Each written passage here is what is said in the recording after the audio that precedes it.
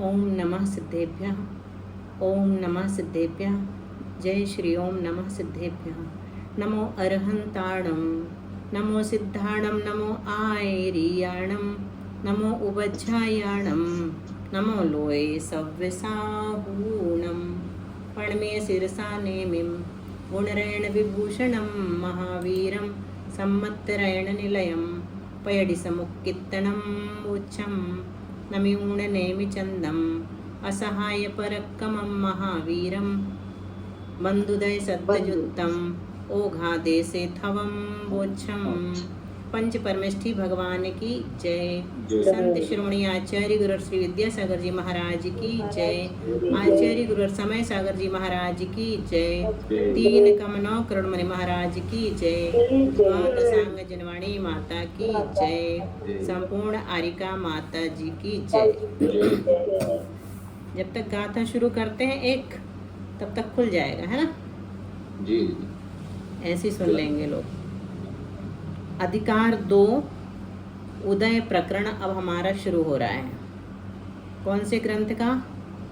कर्मकांड ग्रंथ का। कर्मकांड ग्रंथ कहाँ से आया? किसका सार है? पंचसंग्रह तो इसका दूसरा नाम है।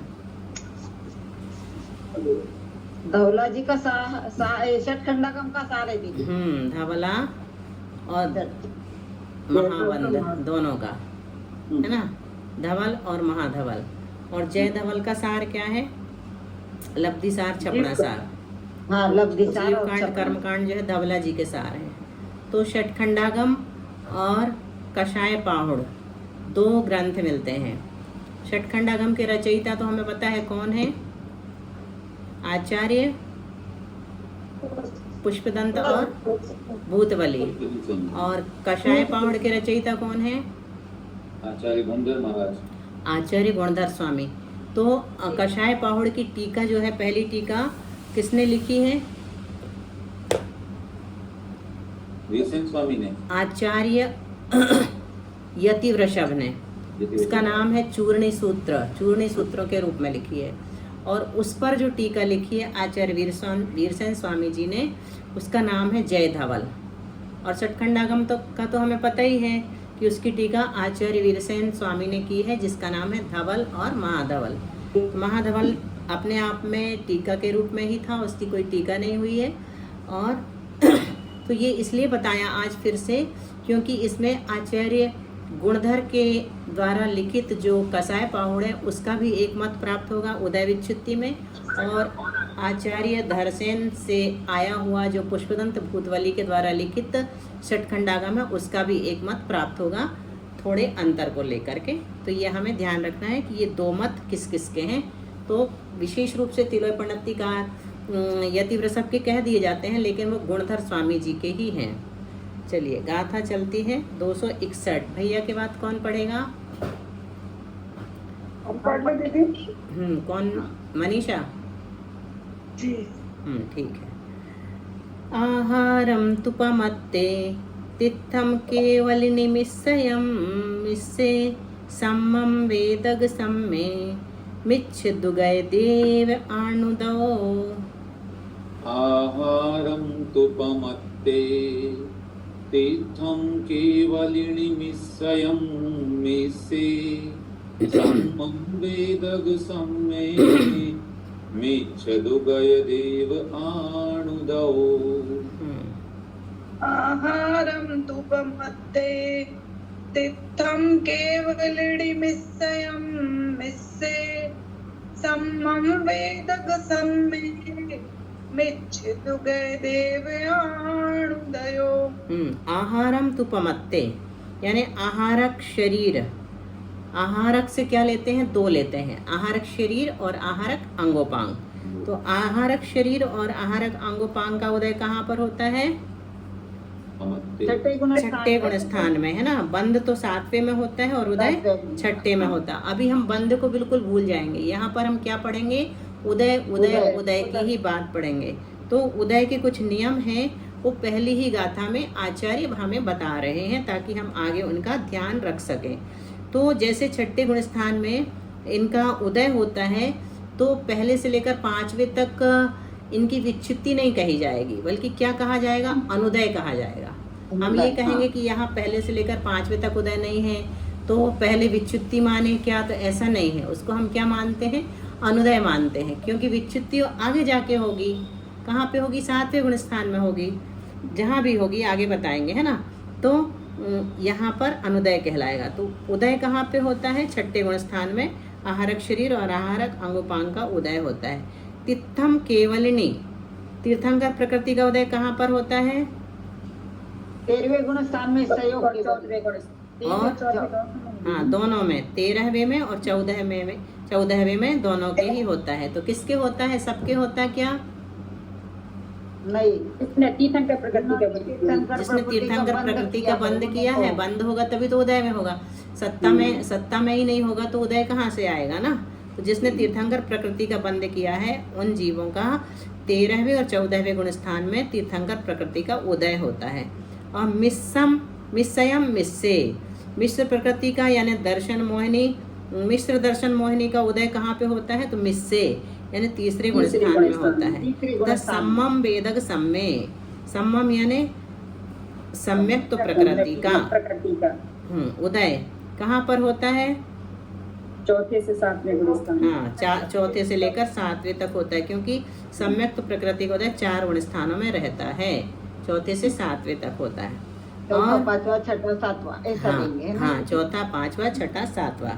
और मिच्छ दुगय देव आणुदो, कहाँ पे कह रहे हैं, आनुपूर्वी का उदय मिच्छ दुग यानी मिथ्यात्व गुण स्थान में, सासद गुण स्थान में, और यदेव यानी असंयत गुण स्थान में। इन तीनों में ही आनुपूर्वी कर्म का उदय होता है। कहाँ पे नहीं होता, 3 के अलावा कहीं नहीं होता। पहले, दूसरे, 4थे में होता है, 3रे में नहीं होगा, और फिर कहीं पर भी नहीं होगा।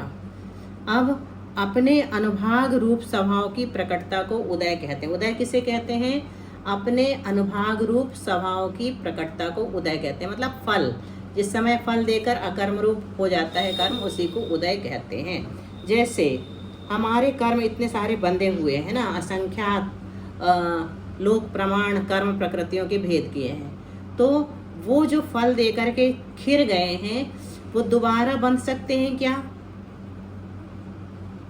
वो जो कर्म खिर गए हैं, अब भी हर प्रति समय एक समय प्रबद्ध बनता है, एक समय प्रबद्ध खिरता है, और कुछ कम 1.5 गुण हानि प्रमाण सत्ता में रहता है।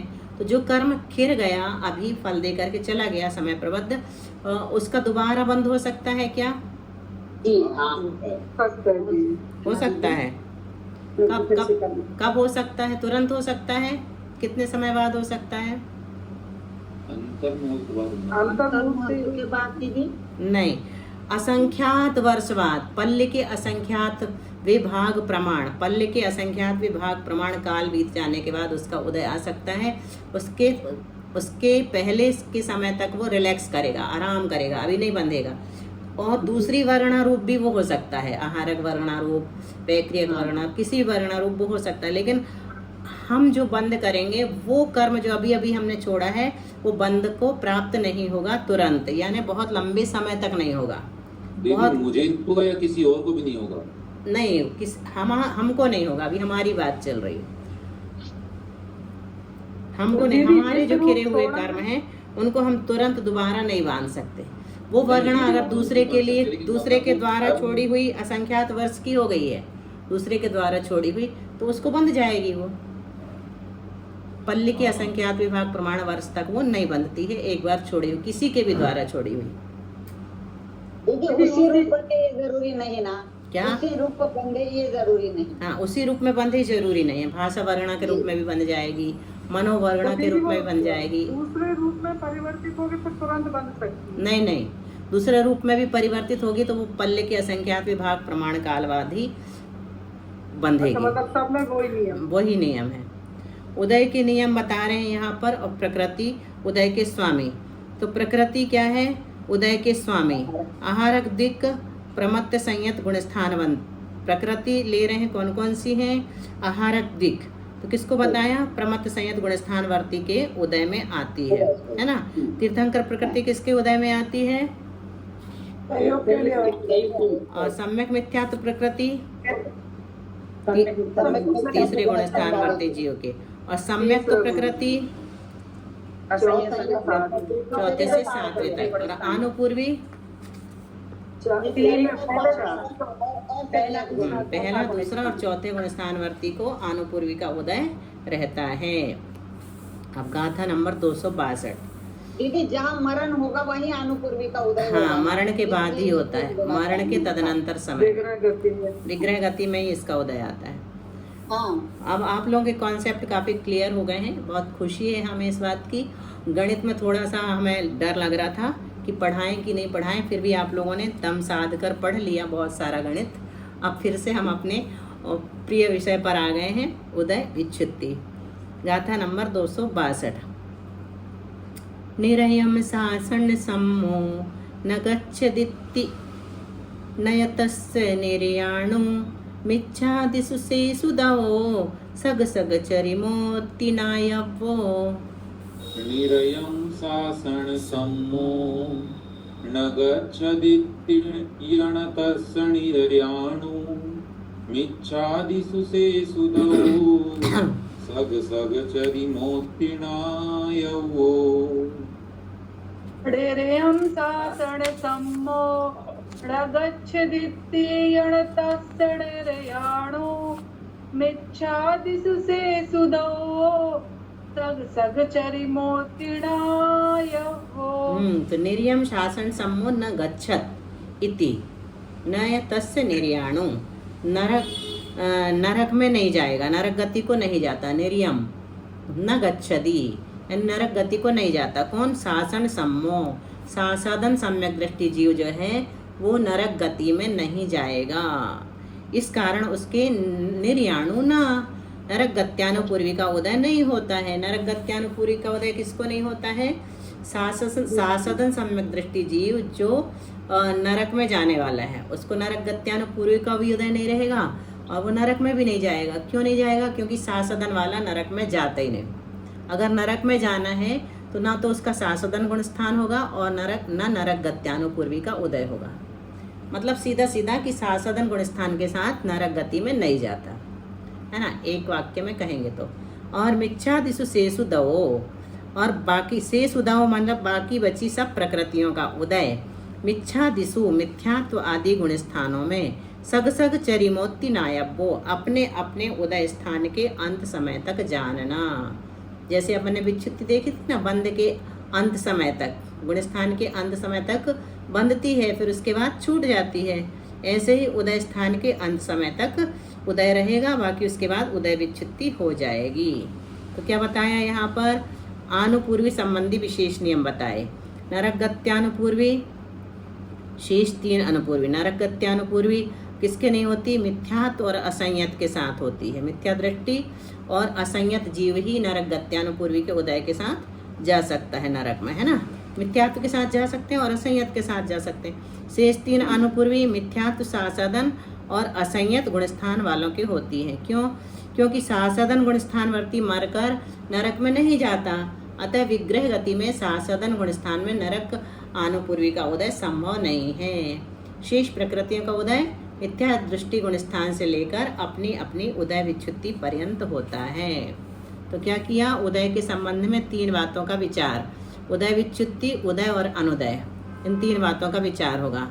उदय विच्छित्ति किसे कहते हैं? उदय का अंत, ये उदय विच्छित्ति कहलाती है। और जिस गुणस्थान के आगे विवक्षित प्रकृति का उदय संभव नहीं है, उस गुणस्थान में विवक्षित प्रकृति की उदय विच्छित्ति कहलाती है। जैसे मिथ्यात्व प्रकृति की उदय विच्छित्ति कहाँ होती है? प्रथम गुणस्थान में होती है, पहले गुणस्थान में है। अर्थात प्रथम गुणस्थान तक तो इसका उदय है, इसके आगे मिथ्यात्व का उदय संभव नहीं है। जिस गुणस्थान में जो प्रकृतियां उदय योग्य हैं, वे उस गुणस्थान की उदय प्रकृतियां कहलाती हैं। प्रत्येक प्रकृति का उदय होगा ही ऐसा जरूरी नहीं, पर उदय होगा तो इन्हीं उदय प्रकृतियों में से होगा। जैसे 122 उदय योग्य प्रकृतियां कितनी हैं? 122। 2 कौन सी बढ़ गई? मिथ्यात्व, सम्यक मिथ्यात्व और सम्यक प्रकृति। बहुत अच्छा। सम्यक मिथ्या तो सब सम्यक प्रकृतियों का बंध तो नहीं होता, लेकिन उदय में आती है। तो प्रत्येक प्रकृति का उदय होगा ही ऐसा जरूरी नहीं, पर उदय होगा तो इन्हीं उदय प्रकृतियों में से होगा, यानी 122 जो उदय प्रकृतियां हैं उन्हीं में से होगा।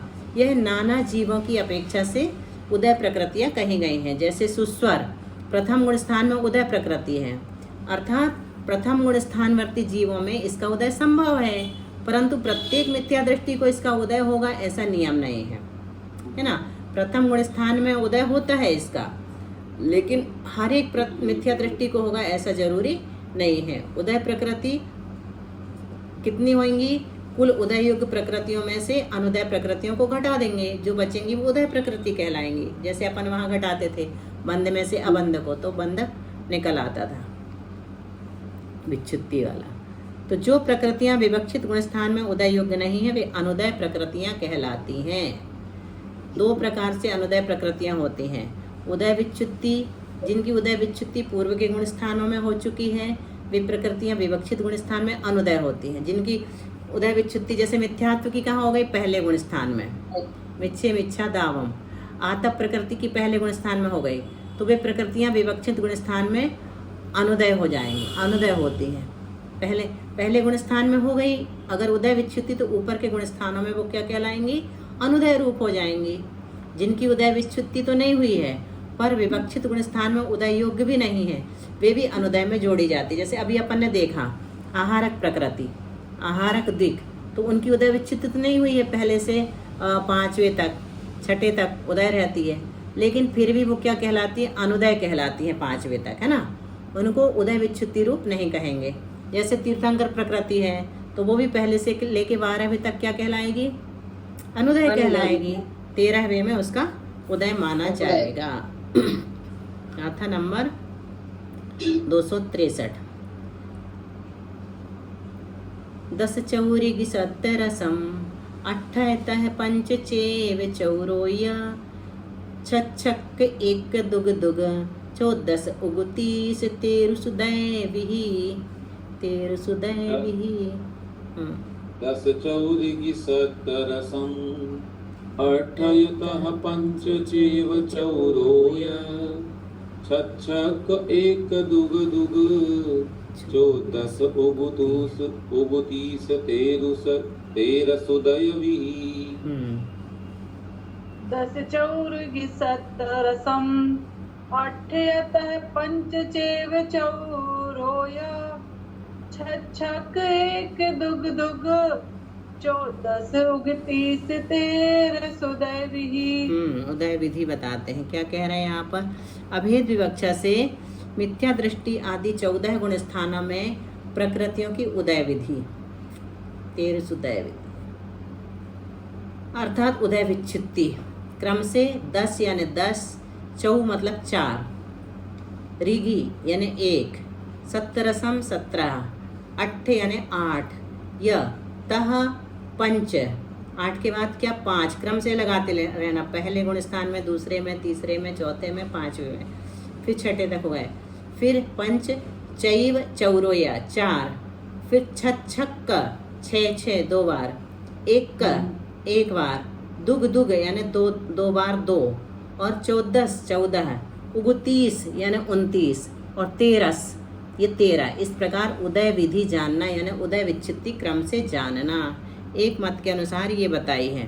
अब दूसरे मत के अनुसार अगली गाथा में बताते हैं कि किस तरह से लिया। तो 14 ही है, लेकिन उसको उन्होंने इकट्ठा ले लिया है। पणनव इगि 70 रसम, पणनव इगि 70 रसम, अडपंच चौर छक 6 चेव, इगि दुग 16 तीसम, 12 उदिये अजोगंता। पणनव इगि 70 रसम, अडपंच चौर छक 6 चेव, इगि दुग 16 तीसम, 12 उदये अजोगंता। पणनव इगि 70 रसम, अडपंच चौर छक 6 चेव, इगि दुग 16 तीसम, 12 उदये अजोगंता। तो यहाँ पर क्या कह रहे हैं, पण नव इगी सत्य रसम, 14 गुण स्थानों में सब प्रकृतियों के उदय की विच्छित्ति क्रम से 14 गुण स्थानों में, पहले में 5, दूसरे में 9, ऊपर वाले में क्या कहा था, पहले में 10, दूसरे में 4, तो दोनों मिलाकर के कितनी हो गई 14। 9 और 5 14 भी होती है और 10 और 4 14 भी होती है। यही मतांतर है, एक षटखंडागम का मत है और दूसरा कषाय पाहुड़ का मत है, जिसे हम यति वृषभ का मत भी कहते हैं। और तीसरे में 1, चौथे में 17, पांचवे में 8, छठे में 5, सातवें में 4, आठवें में 6, नवे में 6, 10वें में 1, 11वें में 2, 12वें में 16, 13वें में 30 और 14वें में 12। इस प्रकार से ऊपर 13, 29, 30 की जगह 29 कहा था और 12 की जगह 13 कहा था। 30 की जगह 29 और 12 की जगह 13। यहाँ पर 30 और 12 लिया है, तो 29 और 13 भी उतना ही होगा। प्रकृतियों का जोड़ कितना है, 122 ही आएगा, और 30 और 12 का जोड़ भी उतना ही होगा। 29 और 13 जोड़ेंगे तो भी 42 आएगा, 30 और 12 जोड़ेंगे तो भी 42 आएगा। इस प्रकार अयोगी तो कषाय उदय विच्छित्ति संबंधी मतांतर बताया। कषाय प्रावृत्त के अनुसार प्रथम गुण स्थान में 10, द्वितीय में 4, कुल 14 की विच्छित्ति महावंद के अनुसार। क्या बता रहे हैं, महावंद के अनुसार क्या है, प्रथम गुण स्थान में 5 और द्वितीय में 9, कुल 14 की विच्छित्ति। कषाय प्रावृत्त के अनुसार कितनी है, 10 और 4, और महावंद के अनुसार यानी षटखंडागम के अनुसार 5 और 9, कुल 14 की विच्छित्ति। तो मतांतर का कारण यहाँ पर बताया गया है। कषाय प्रावृत्त के अभिप्राय से सासदन गुण स्थानवर्ती मरण कर एकेंद्रीय विकलत्रय में उत्पन्न नहीं होता, षटखंडागम के अभिप्राय से। इसलिए तत्संबंधी प्रकृतियों की विच्छित्ति प्रथम गुण स्थान में कही गई है। और चूर्णी सूत्र किसने लिखा, अभी बताया था, यति वृषभाचार्य। हाँ, यति वृषभाचार्य ने। किसकी टीका है ये, कषाय पाहुड़ की। आचार्य ने लिखा है। हाँ, गुणधराचार्य के कषाय पाहुड़ की टीका। चूर्णी सूत्र के अभिप्राय से सासदन गुण स्थानवर्ती मरण कर एकेंद्रीय विकलत्रय में उत्पन्न हो सकता है, इसलिए तत्संबंधी प्रकृतियों की विच्छित्ति सासदन गुण स्थान में कही है। तो कैसे होगा, मरण कर कौन सा जीव जाएगा मरण कर एकेंद्रीय विकलत्रय में, देव से देव,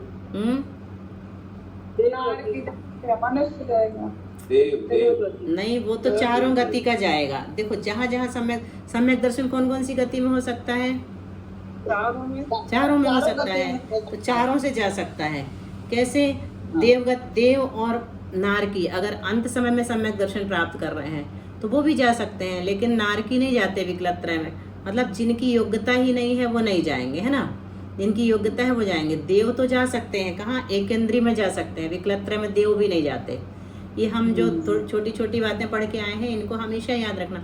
लेकिन मनुष्य त्रियंच जो है वो एकेंद्रीय में भी जा सकते हैं मर करके, और विकलत्रय में भी जा सकते हैं। तो जैसे किसी जीव ने उपशम सम्यक दर्शन प्राप्त किया, उपशम सम्यक दर्शन कौन सा, प्रथमोपशम सम्यक दर्शन, है ना, और प्रथमोपशम सम्यक दर्शन के बाद उनका क्या हुआ, अनंतानुबंधी में से किसी एक का उदय आ गया, तो वो कहाँ चले गए, दूसरे गुण स्थान में चले गए, और दूसरे गुण स्थान में पहुँचते ही उनका मरण हो गया, और मरण करके वो कहाँ पहुँचे, एकेंद्रीय या विकलत्रय में पहुँचे। तो जिस समय उनका मरण हुआ उस समय उनका एकेंद्रीय जाति का उदय हो गया। अगर एकेंद्रीय में गए तो हो गया ना, मरण के तुरंत बाद वो एकेंद्रीय में जा रहे हैं तो एकेंद्रीय जाति का उदय आ जाएगा। विकलेंद्रीय में जा रहे हैं तो 2 इंद्रिय, 3 इंद्रिय, 4 इंद्रिय जाति का उदय आ जाएगा। क्लियर हो रहा ना विषय कि कैसे जा रहा है। तो जैसे ही उनका एकेंद्रीय जाति का उदय आया, अभी उनका दूसरा गुण स्थान है, लेकिन जब तक पर्याप्ति पूरी होती है उसके पहले ही वो पहले गुण स्थान में चले जाते हैं। तो दूसरे गुण स्थान कब बनता है, पर्याप्ति पूरी होने के पहले तक बनता है, विग्रह गति में, और पर्याप्ति पूर्ण होने के पूर्व तक वो दूसरे गुण स्थान में रहते हैं। तो उनको एकेंद्रीय क्यों कहते हैं, क्योंकि यहाँ से मरण हो गया पंचेंद्रीय से, और एकेंद्रीय में जन्म हो गया। तो जन्म कब से मानते हैं अपन, विग्रह गति में क्या मानेंगे उसको, एकेंद्रीय ही मानेंगे। एकेंद्रीय में उसका जन्म हो चुका है, भले ही अभी वो पहुंचा भी नहीं उस स्थान में जहां उसको जन्म लेना है, तो भी वो एकेंद्रीय कहलाएगा, क्योंकि तदनंतर समय में ही उसका एकेंद्रीय जाति का उदय आ जाता है ना। तो इस प्रकार से ये दूसरा गुण स्थान बन गया। अब यहाँ पर चार्ट दिया है गुण स्थान पहला, इसमें प्रथम व्याख्यान के अनुसार कितनी प्रकृतियाँ हैं 10, दूसरे के अनुसार 5। क्या उदय विच्छुत्ति, पहले गुण स्थान में कितनी प्रकृतियों की उदय विच्छुत्ति होती है 10 की एक व्याख्यान के अनुसार, और द्वितीय व्याख्यान के अनुसार दूसरा व्याख्यान किसका है यति वृषभाचार्य। हाँ, यति वृषभ का हो चाहे सठ महाबंध का हो, है ना, एक ही बात है। महाबंध से लिया उन्होंने, नहीं यति वृषभ वाला तो पहला है। हाँ, यति वृषभ वाला पहला है। एक मिनट, क्या बोल रहे हैं आप? चूर्णी सूत्र के अनुसार भी बोले तो चलेगा ना? हाँ, वो पहला है लेकिन कसाय प्रावृत वाला, और दूसरा जो है सठखंडागम वाला है, महाबंध कहेंगे उसको। हाँ, दूसरे गुण स्थान में कितने की विच्छुत्ति है 4 की हाँ, पहले व्याख्यान में। और दूसरे के अनुसार,